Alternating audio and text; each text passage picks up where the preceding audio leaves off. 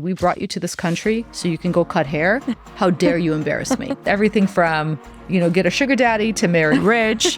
We're not going to get to retirement by saving money. We're going to get to retirement by investing money. You can legally pay them and write off $12,000 a year, $12,000 a year that you are able to deduct from your taxes. Not one time has somebody said a yacht in the ocean. Not one time has somebody said, at the skyscraper in Manhattan. Not one time has somebody said, a house next to Jeff Bezos or whoever it is. I would see really hardworking professionals who literally use their life to take care of other people. The number one mistake that people make is they transfer money into the account and then they don't invest it. My number one goal over the last 25 years as a beauty professional has been to prove my dad wrong.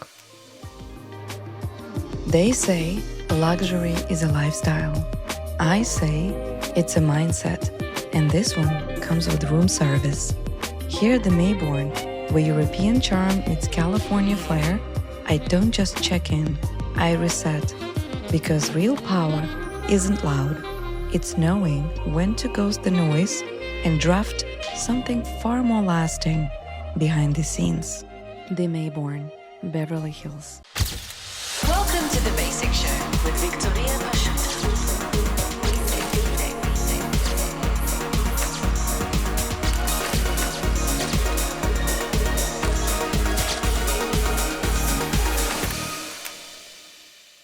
Hello, Anna. Welcome to The Basic Show. Thank you so much for having me. Yes, of course. We're here at this beautiful, gorgeous suite at the Mayborn in Beverly Hills, and happy to have you and get some beauty finance tips on this episode.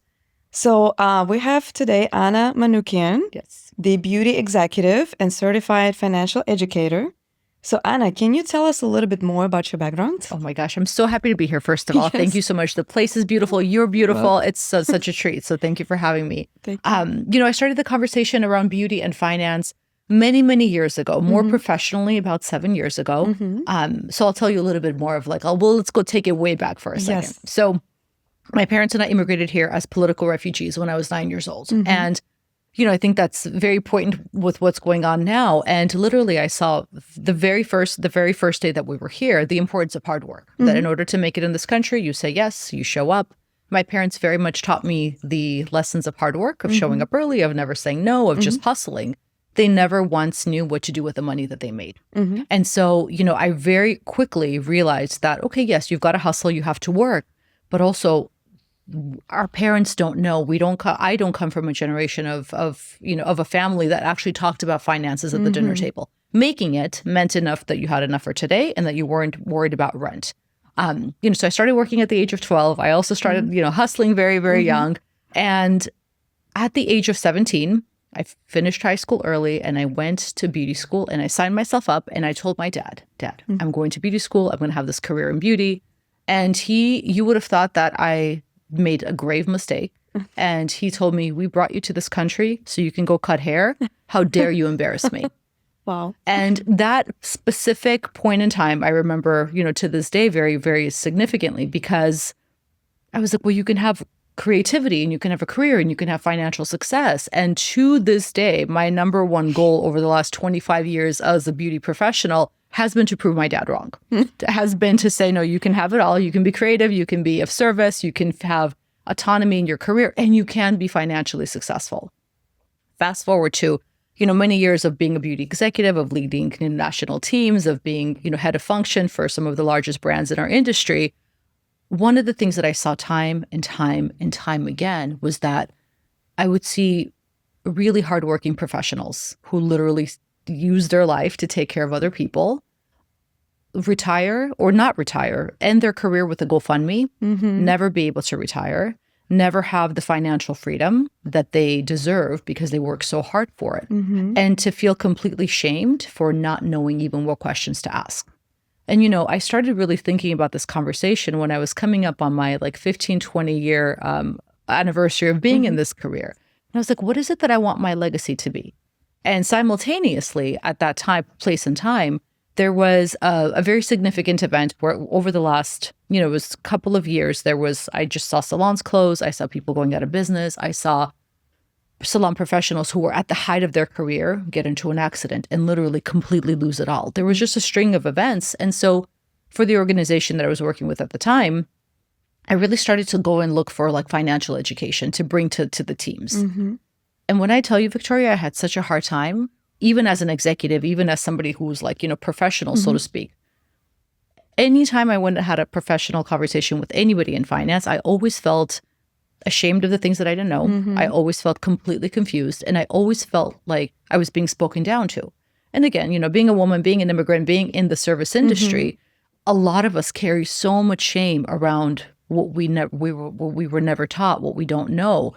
And so it was like, and I kept looking and I kept looking and I kept looking and I kept having the same feeling. So it's like, I'm going to change this because listen, for those of us that were in beauty who have, ever held someone's hand as they were having a conversation around a major life change, if you've ever shaved a client's head because they were going through treatment, if you've ever done a color correction, if you are there for the hardest moments of people's lives, and if you're able to do that, you can understand how compound interest works. Like that's a complete no-brainer. We can figure out money. And so I started to get, deeper into the world of finance. I got my accreditations. I got my certified financial educator accreditation, and really started to essentially be a translator. Because again, I'm a big believer of the saying that we work too hard not to have enough, and we spend our lives taking care of other people. At the end of it, there's nobody to take care of us. And so, so I'm very passionate about financial literacy for all of us. You are. It's important. And so what was the do you remember the specific turning moment where you decided to switch from being, a beauty executive to turn into finance? Was this specific moment that you said, okay, a change in my life that I want to improve and go completely different direction, because beauty and finance, completely two different industries. Yes, but I think, I've been very, very fortunate because they are completely different finance. They are, it's completely different, but at the end of the day, it's freedom, right? At the end of the day, it's freedom, and everybody wants freedom. And I started really, really leveraging my platform, quite honestly, about 5 or 6 years ago, with working across the beauty industry, with not being attached to any one brand, with really bringing this message to, to so many beauty professionals across the US. And I've been very fortunate to be able to do that. One of the things that's really interesting, and I think any single time that I've asked, whether it's in a seminar, whether it's in a large crowd, whether it's one-on-one, of what is personal, like what does wealth mean to you?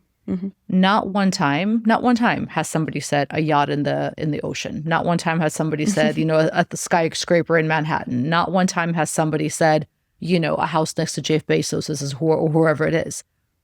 The answer always is something to the effect of, I don't want to worry about money.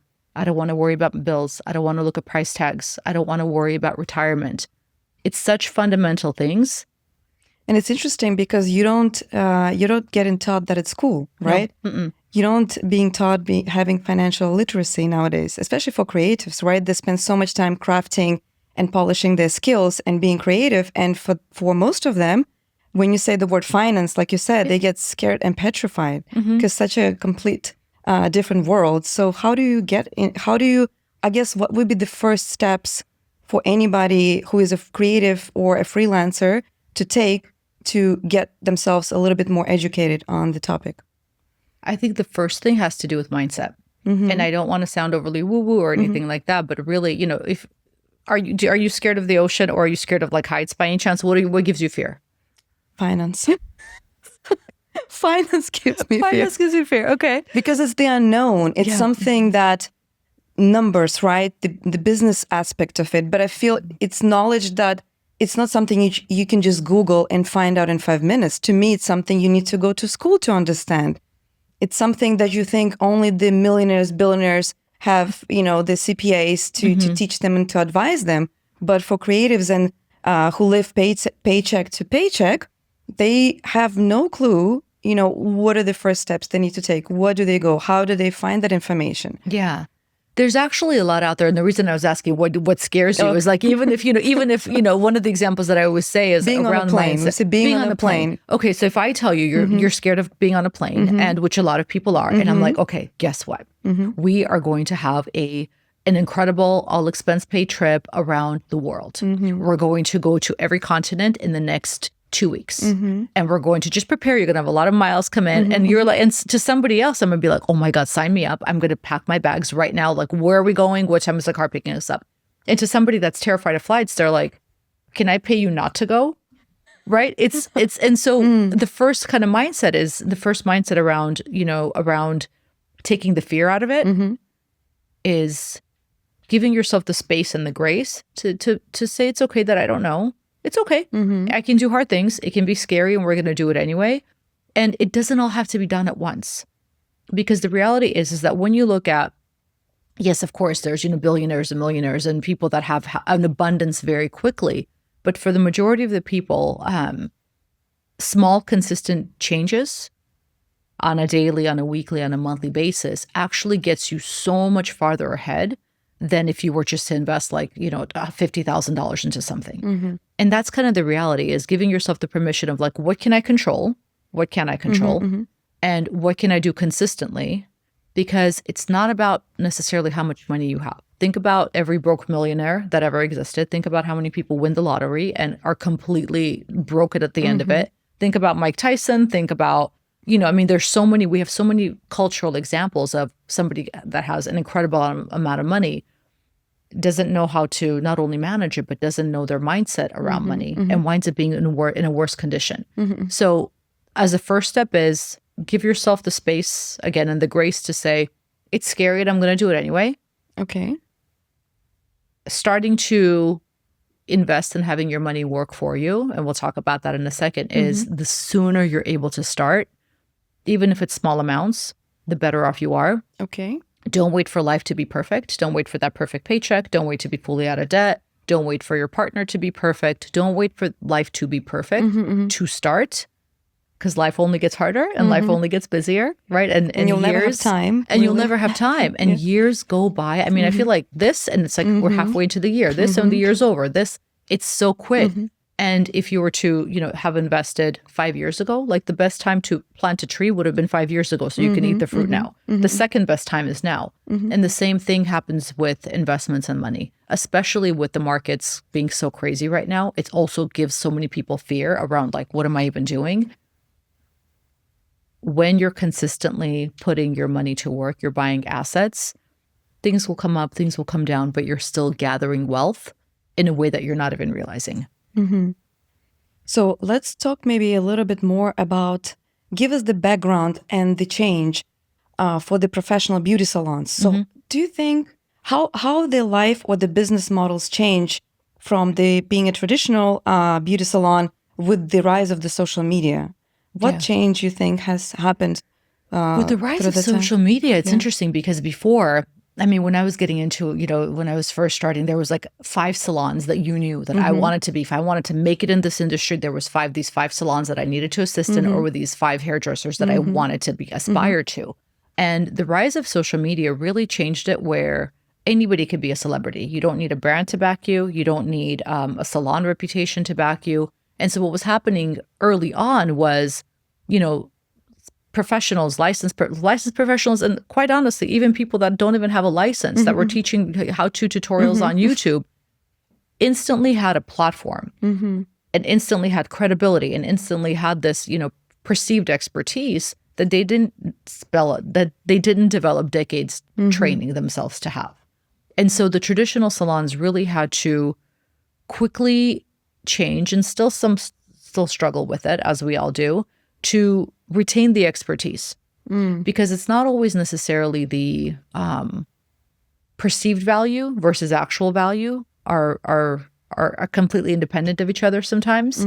And perceived value, self-branding, marketing, of how you're showing up as the expert has become more important than ever, because word of mouth, personal referrals, while, a lot of us still rely on those, that's not necessarily the first go-to that is an attention grabber for someone. So traditional salons have really had to figure out a way to not only continue to get younger stylists in the door, because a lot of people are now aging out of our industry, but to really now all of a sudden it's like, okay, now I have to be a social media manager, and now I have to be a marketing editor, social media experts. Yes, and now I have to compete with XYZ, and now I still have to pay my bills, and now I still have to, keep my doors open. It's become a lot harder. It's become a lot harder than it used to be a salon owner specifically. So now, do you think all the power now are with the pretend beauty influencers in a sense? I don't think that's all the power now. I think they have a louder microphone, right? So even if, I mean, you can have somebody that's singing in a subway that has like an incredible Whitney Houston voice, and they're only singing to a certain specific people, and people are walking by because they're like, oh, you're just in a subway. That might be somebody in a small salon that isn't necessarily catching people's attention, regardless of how good the quality of what you're producing is. And then there's some people that, go viral on TikTok, and all of a sudden they have brand deals and everything else. And so it's about, how do you showcase, regardless of what scenario you're in, how do you leverage your expertise in a way so that it's reaching the people that you want to attract? Because you do have to now, and when we talk about the pricing conversation and everything else, and I know there's, that can be such a hot topic as well of, what do you mean hairdressers are charging XYZ? I think it's being able to back up your prices with the skill that you have. And so that regardless of what's coming into the doors, you can actually service guests of all types is an important thing too. And what are the most common misconceptions you think you've helped the professionals in the beauty industry overcome about money? That life can change. That life can change. And that, the amount of people that I've seen in, because if you think about a 30-year career, think about a 30-year career, unfortunately, bad things happen to really exceptional, fantastic, good people.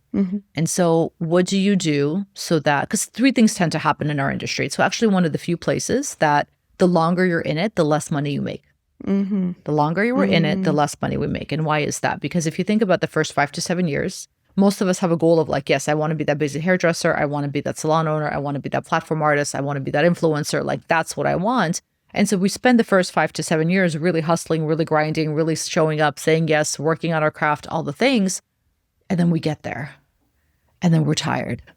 Because it's physically, mentally, emotionally, it is a hard career to be in. And what happens when we get there?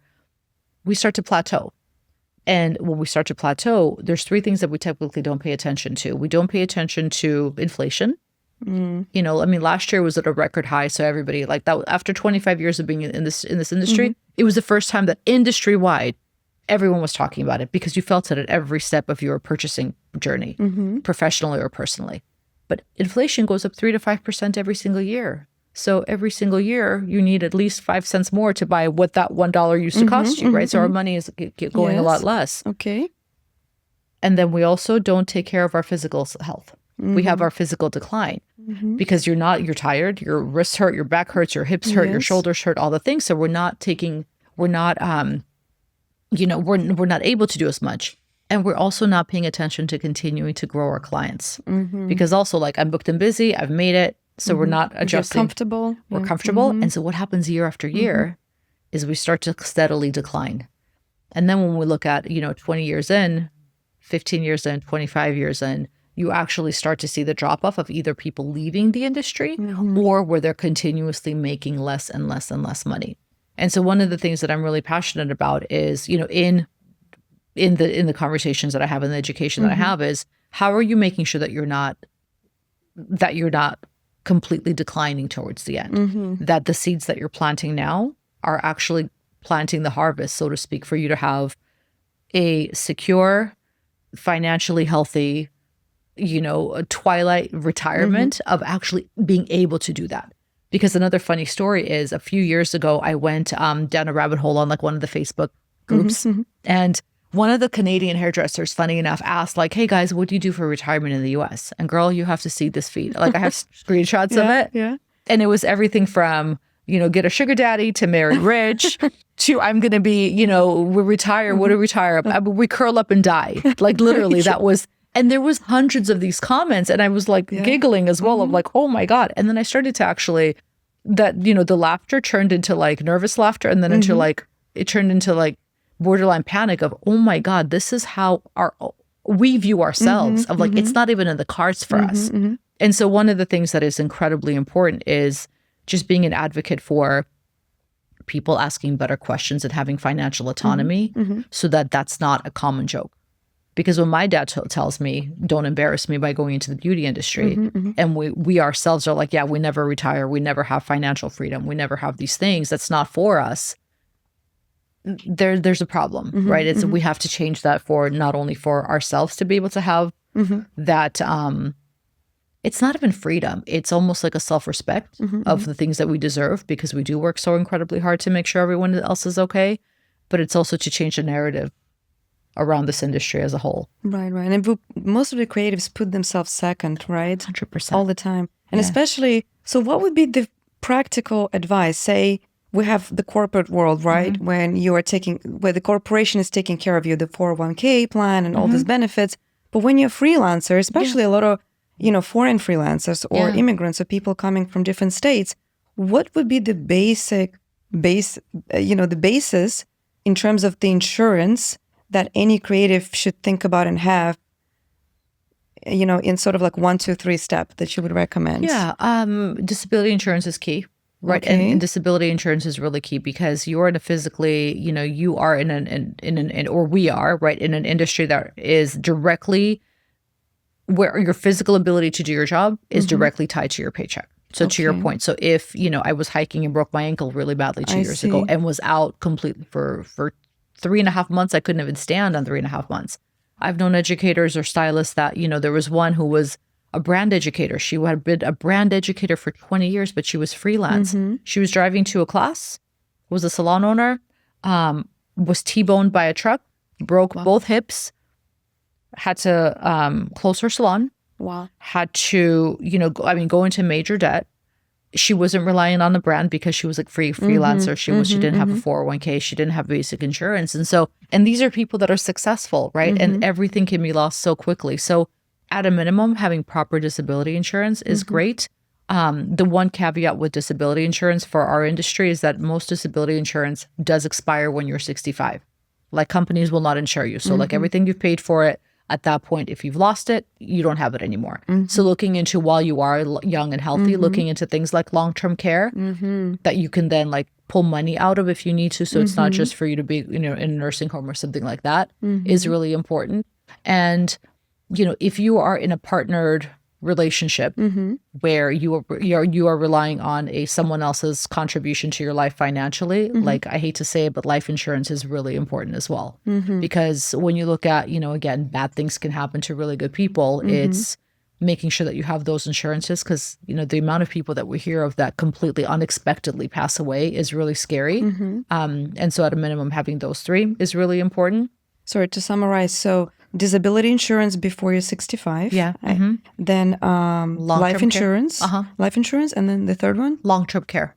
Long-term care. Yeah, long-term care. Yeah. And a lot of times, depending on the life insurance that you're getting. So the 3 different ones. 3 different ones. Yeah, for different parts of life, right? So a lot of times, if you're getting, if you're getting like universal life insurance, there's a different, we could do a whole thing on life, on insurances in general. But a lot of times you can actually add a rider, they're called, to your life insurance with long-term care. There's options to do that. So it's not a separate. What is it exactly? You said life, what? The add-on? A lot of times you can add long-term care to your life insurance to policy. Life insurance. Okay. Yeah. So, that's, an insurance agent should be able to help with. Okay. But one of the things that I will say is that, insurance agents get paid with commission. Right. So being an educated, and a lot of them do a really good job with educating their clients. Some of them don't.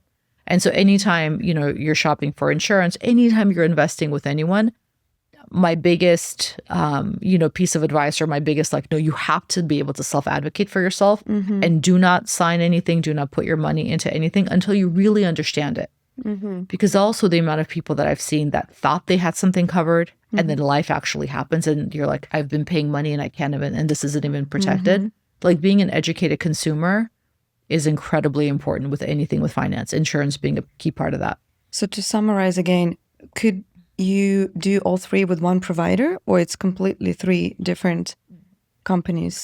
You could do one with the 3 with all provider. A lot of times disability insurance, you can a bundle you can get? Or? A lot of times life insurance and long-term care will come with it. Okay. And disability is those are considered to be like riders. So you can, the life insurance would be the biggest portion of that, because, oftentimes that's the bigger amount. And then you can add different riders, they're called, to that. Could you recommend your top 2? Top 3 companies, insurance companies to go with? I know Aflac typically, yeah. I mean, it depends. It also depends on the state. So here's the thing that especially between LA and New York, oh my God, East Coast and West Coast, like that, talk about battles. Like there's a completely different world. Okay. So you have to see what is, because for insurance agents, they actually have to be licensed. You have to carry a license in that state.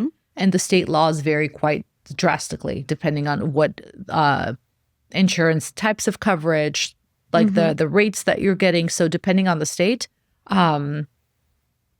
yeah, I'm trying to think. I mean, disability insurance, Aflac, quite honestly, is one of the better reason I'm ones. asking, because that's where you start getting into the rabbit hole. Okay, researching and Googling, and then you get overwhelmed because there's so many choices, so many add-ons and, conditions and things like that. I would say for insurance, a couple of things to know, regardless of the state that you're in, right, is always have a prospectus. Prospectus is basically a fancy word for saying summary page. Okay. If you're doing anything that is permanent, that's not like temporary life insurance for like 20 years, always ask to see what the cash value of it is, because a lot of permanent policies are able to give you cash value. So you basically they treat it as like an investment account. What is the cash value? So a portion of your payment goes into an investment portion of that. Okay. The insurance company is making money off of it, but you as a customer have access to it because it's essentially your money. Okay. You will be able to pull money outside of that policy.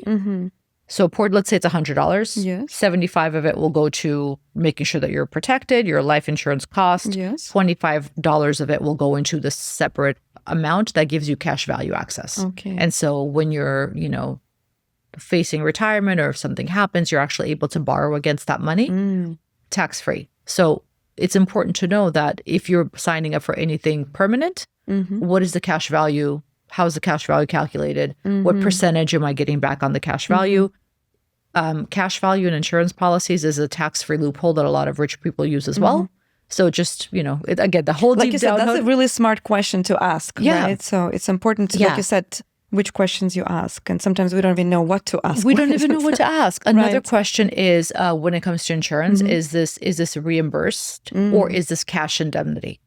Especially with disability Scary insurance. words. I know, honey, but we don't have to. But this is why. This is the deal, right? Is that cash indemnity? Cash indemnity. Insurance, you don't want anything that has reimbursement. Okay. Remember that. Reimbursement insurance, no thank you. Give me my money, I'll decide what to do with it. Yes. Okay? Because if you are, you have, God forbid, you have a claim that you have to file and you're on a reimbursement policy, you then basically have to give receipts to the insurance company. They have to say, yes, it's qualified. No, it's not qualified. And then give you money back. That is a nightmare. If something has indemnity, cash indemnity, then it's an agreed upon amount. You get the check, you spend it however you need to, right? So the least you have to deal with insurance companies when you're actually in need of them, the better you are. Okay. But understanding like the fine print and not being able to be scared to ask the questions is an important thing. And then the waiting period is also really important. So 3 things so far. Cash value. Cash value, number 1. That number 1. Indemnity or reimbursement. Okay. Reimbursement. And waiting period. The longer the waiting period, the worse it is off for you, but the cheaper the policy is going to be. Okay. So if I, God forbid, hurt myself today and I have a waiting period of 30 days, I won't be able to get benefits for 30 days. Oh, right. gotcha. So, and they typically vary from 3 days to 90 days. Right. So what's your advice? What's the good? The shorter. The shorter. The shorter. Yeah. And you Because negotiate that obviously before signing anything. yeah, of course. Of course. So one of the things that any insurance company will give you is called an illustration. And that basically goes through like all of the different options of what you're paying for, if it's going to go into cash value, what it's covered, what's not covered. And don't be afraid to ask for different illustrations. Take one, compare it, talk to a different agent, compare the two, because when you start to really compare it, you're like, oh my God, I'm paying so much more commission to you. Right. Whereas, because here's the deal with, and I don't want any finance friends to get mad at me, but in the world of like finance professionals, they don't always have to act in your best interest. The only professional that has to act in your absolute best interest is called a fiduciary. And they don't Fiduciary. sell it. Yeah, fiduciary. This is the key word to know. Fiduciary. Fiduciary. Fiduciary. Say that 3 times fast. Okay. Well, fiduciary. All finance professionals have a fiduciary duty. Okay. They have to like basically not completely screw you over, but they are legally recommended within their fiduciary duty to make suggestions that are suitable for you. Something that is suitable for you versus something that is in your best interest Yes. are completely different. I'm afraid to ask you, can you paraphrase it as if you're talking to a 12-year-old? So 12-year-old. So if I'm talking to a 12-year-old is No, it's hard. No, it's not. I love this. Is if I either have to tell you like, no, this in my everything I know as an adult, 12-year-old, is this is going to be the absolute best case scenario for you. Okay. Like you're going to have to drink this glass of water, and this water is like the best version of water that you can have for what you're trying to buy. And I know this. And even though if I was to sell you that other glass of water, I'm going to make more money off of it. This is the glass of water that you need to have because this is going to be the most perfect, nourishing, right one for you. Even though I'm making less money off of this water as a professional. That's a fiduciary. Okay. In Looking general out for finance, you. looking out for you, because I'm not incentivized to sell you this glass of water. A lot of other people are like, well, here, there's 3 options of water. One is like tap water, which you can survive on. You can drink it, it's fine. One is going to be, I don't know, Avion, and one is going to be like the fancy The spring something, right? And it's Mount $20. Everest. And I'm like, listen, I know that for you, the tap water is actually the best case scenario. That's what you need. And that's like, that's what you need for your financial situation. But I want to make more money. So guess what? I'm going to sell you on the benefits of the fancy water.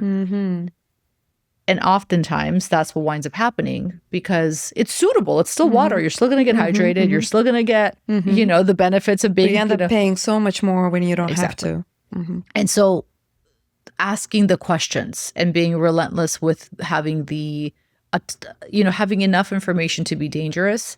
I always say the smartest person in the room is not the one with all the information. And that's also a part of, taking a lot of the fear out is the smartest person in the room. You do not have to know all of the information. It's about asking the right questions so that you're able to withdraw the information that you need to make the decisions that are right for you.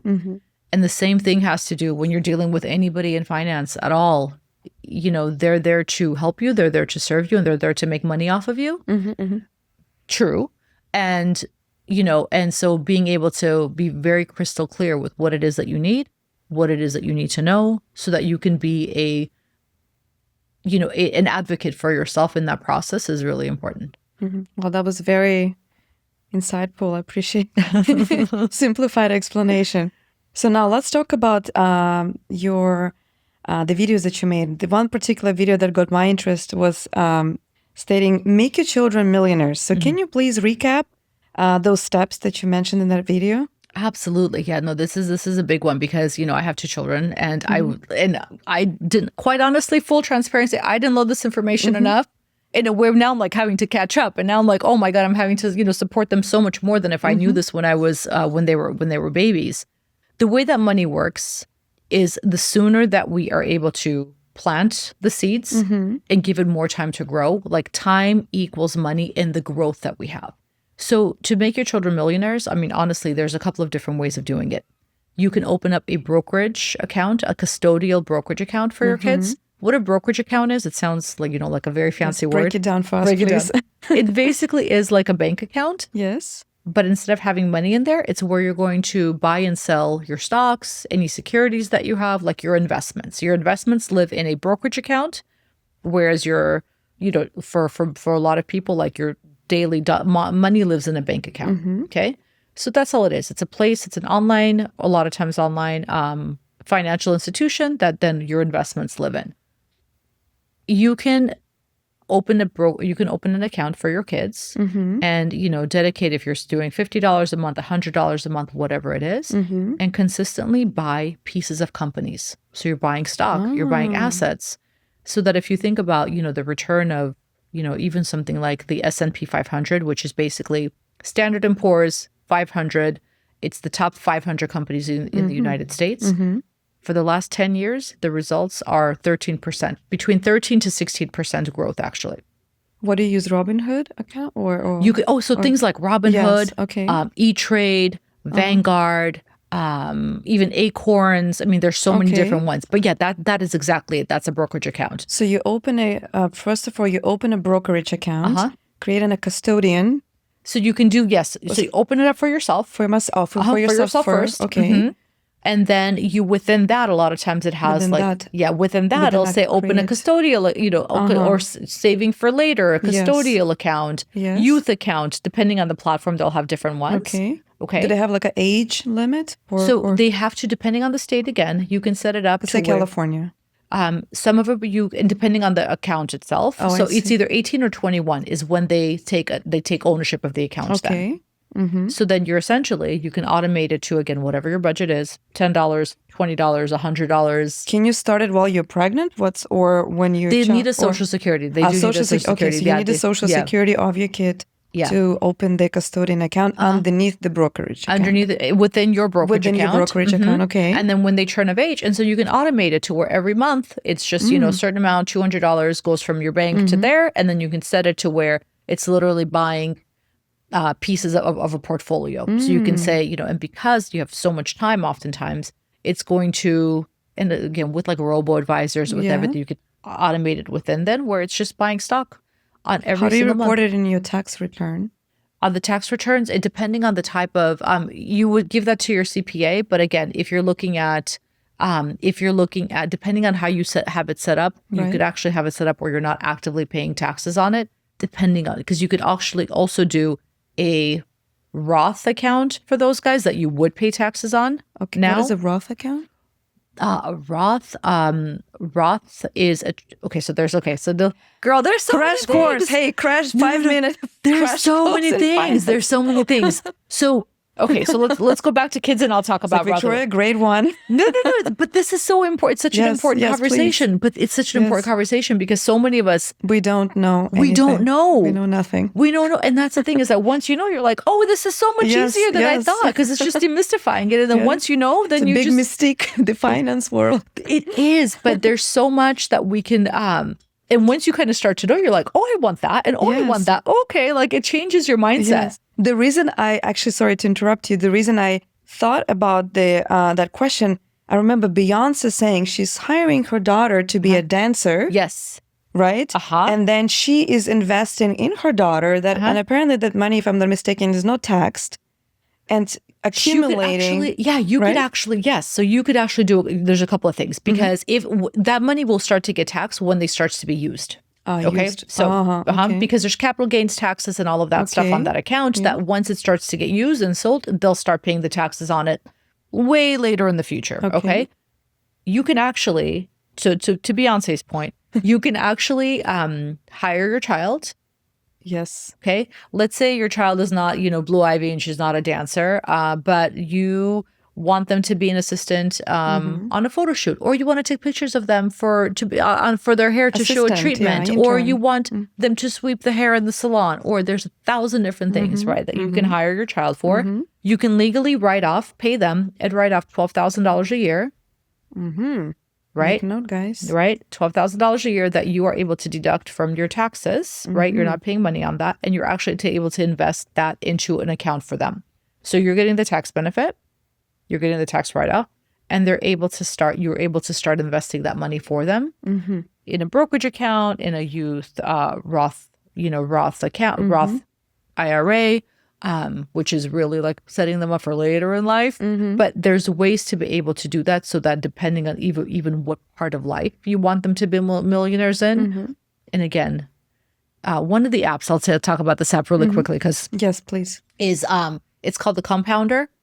Free app, and it's basically a calculator. Okay, you can plug in. You can plug in, because what we need to know about money is compounding growth.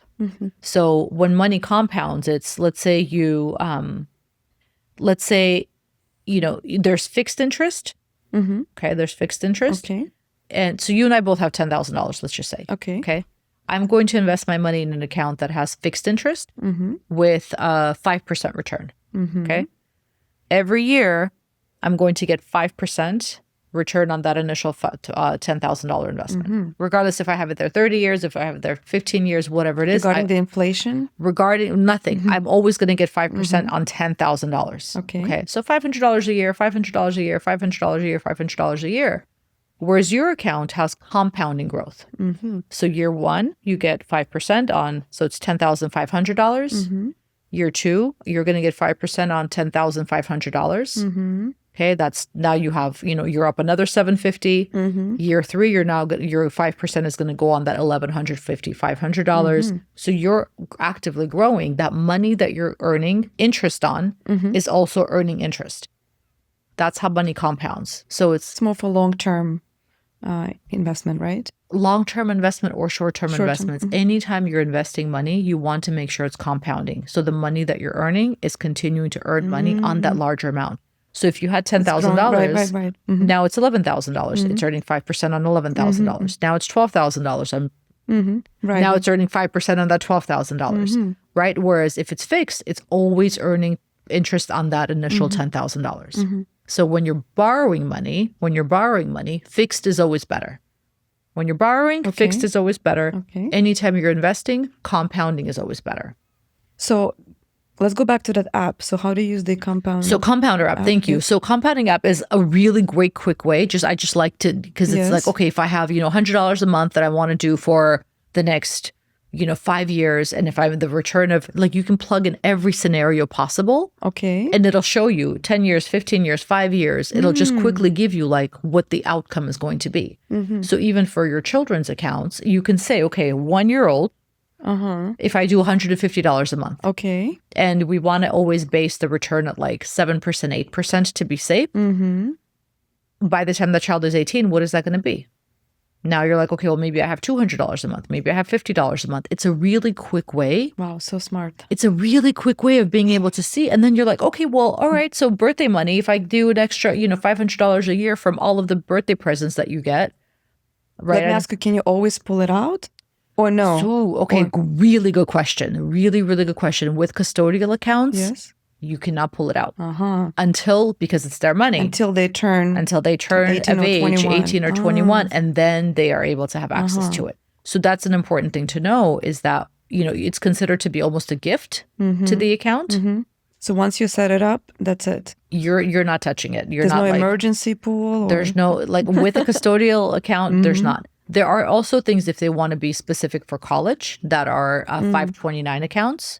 529 accounts. 529 accounts that are specific. Is it within the same brokerage account? They can be. You can do with the same, depending on the state, depending on things. Okay. But a lot of times, because 529 accounts are through the state, a lot of the time they're actually considered to be municipal bonds. So it's a lot of times a state funded investment. Okay. And those will go tax free. But those are specific for college accounts. So for, a lot of us in this industry, maybe our parents, and they would have to be transferred to a different child. They passed the law about 2 years ago that they can be rolled over into a retirement account up to a certain amount. But custodial brokerage account is the jam for kids. So speaking of the retirement, can you walk us quickly through how do you plan for your retirement in your 40s? You have to do some homework and you've got to start quicker. No. So yeah, I know. So we want everything fast. We want everything clear. It's a matter of being very intentional then with how much more you have to invest.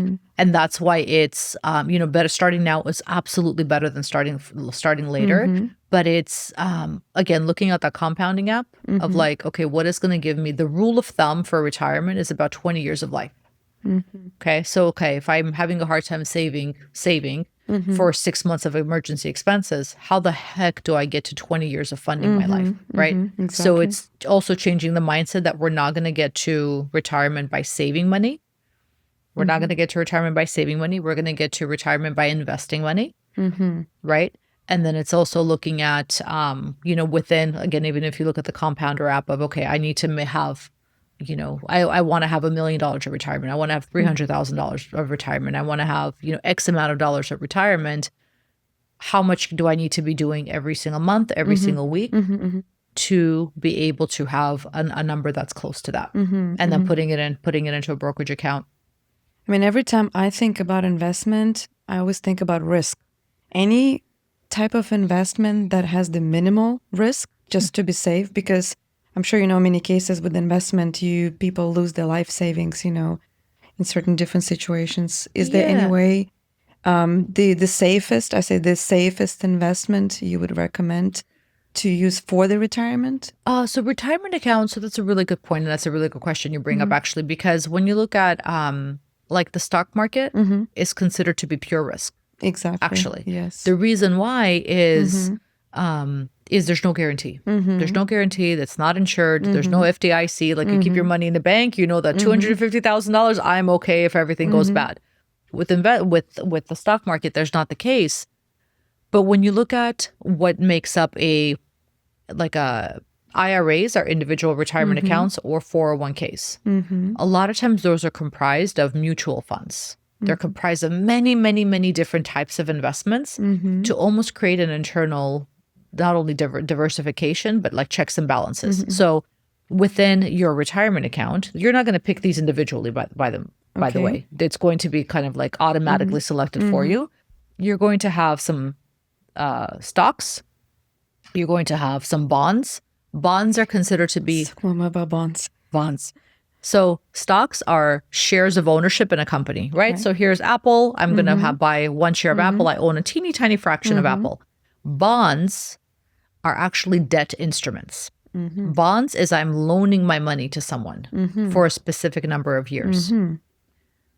And those are considered to be the safest because it's an IOU. Like if you get a U.S. Treasury bond, for example. What is IOU? Like I owe you money. It's a crazy acronym. Okay. No. It's an IOU. Basically, you're like, here's my $1,000, and they'll be like, okay, great, thank you so much. I owe you, this $1,000 plus 5% interest in 5 years. Yes. Like I'm good for it. I'm the U.S. I'm good for it, right? So bonds are considered to be the safest, but they're very limited in growth. And the rule of thumb is the older that you are, the less time you have for retirement, more of your retirement portfolio will be in fixed guaranteed securities. So it'll be naturally a lot more bond heavy. The younger you are, the younger you are, and the less time you have until retirement. You're like, I've got two decades still. Yeah. The more aggressive your portfolio will tend to be because you can afford to be a lot riskier. Because even right now with, the stock market going crazy with so many things happening that are wild in the US right now, the S&P 500 is still up like 10% for the year, right? This like the baseline, kind of the baseline measurement of the US market is still up 10% for the year. Whereas, if you were to keep your money in the bank, your money would be giving you 0.1% return. And if you were investing your money in the S&P 500, you're getting 10% back. So there's still checks and balances put in place where, I wouldn't put all my money into like a cryptocurrency, or I wouldn't. So give us like a template. I know there's so many different ways you can go, but let's say if you are a creative freelancer, how much you would put in bonds, how much, what and how much, or in how many companies you would invest stock-wise. Just give us just what you would do, let's say, for yourself or recommend to somebody to start with. I tend to go, quite honestly, as a safer one, to take any fear out of it. Any fear of it. Go with the indexes. The index is basically like, again, I keep saying the S&P 500. It's not going to make you a crazy millionaire, but it's a really good baseline of, these are the top 500 companies in the US. So the Fortune 500? For Fortune 500. Okay. That's like what the baseline is, right? The Google, Apple, Tesla. Google, exactly. All of them. It's a combined of many different... It's the safest way to invest just in this... Safest way to invest because that's basically a kind of a snapshot of the U.S. economy overall, right? You can go... there's different ones that track international indexes and everything else. As a baseline, S&P 500 is great. Another one that's really tends to be really safe is Berkshire Hathaway, B. So Warren Buffett's companies, they tend to have really stable, because he's like the best investor of all time. Berkshire Hathaway, but B class. You can't even touch the other one. The other one's like, What is B class? B class is it's a split of the shares. Okay. So there's A that is like hundreds of thousands of dollars for one. Like no, I don't know anybody that can afford it, but I'll forget it for now. Forget it Put for it now. in a wish list. Exactly. But so the S&P 500 and Berkshire Hathaway B tend to be like safe. Your money will grow. It's not going to go wildly crazy, but you're going to get, So how do you find that? So you go like one of those, the Robinhood account? So open your brokerage account. So find one that you work. So Vanguard, Robinhood, E-Trade, Fidelity. There's a bunch of them, right? So first is open a brokerage account. Yes. You're going to follow all of the steps. So sign up, enter in your information. They're going to want your social security number. They're going to want all of that stuff. Yes. That is secure. That's legit. You're going to link your bank account. Okay. So you can fund the account. You're going to link your bank account and fund it.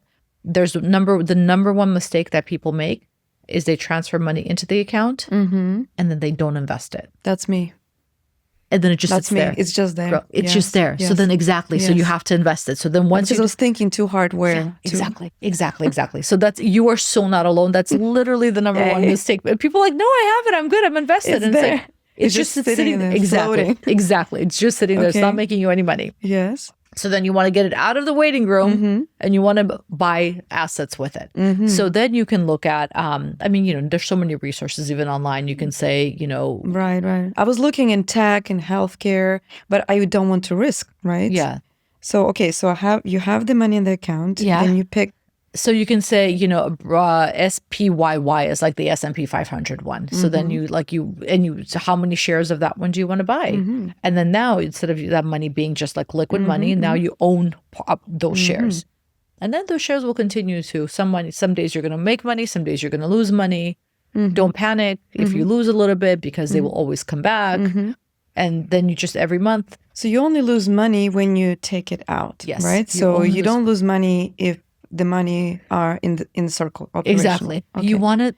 With the thing with investing is it's the long-term game. It's a long-term game. The other thing that I tend to do, and this is, not advice, it's just what I do, is like, what are the politicians buying? What's Nancy Pelosi buying? And what is she buying? There's apps there's apps. There's a Quiver Quest. I think a teenager came up with it, and it literally tracks all of the politicians and all of the company insiders. Quiver Quest. Quiver Quest? Okay. Yeah, I'm not like endorsing them or anything like that, but I use it because I'm like, Nancy, what you got, girl? What are you doing in there? And funny enough is I've actually made money off of stocks that she's bought that I've just copycat and bought. Smart woman. Because, and some of them are going to be hit and miss, but I'm like, those guys have more insight. So, never, with things like that, never bet more than you're willing to lose. But you also have an opportunity to make some money. So again, when you're playing the long game and when you're like, okay, I can buy that pair of shoes, or I can buy shares of the company that makes that pair of shoes, start to think about like, you see more of a bigger picture rather than your immediate short-term goals. Yeah, okay. Exactly. And then to wrap it up,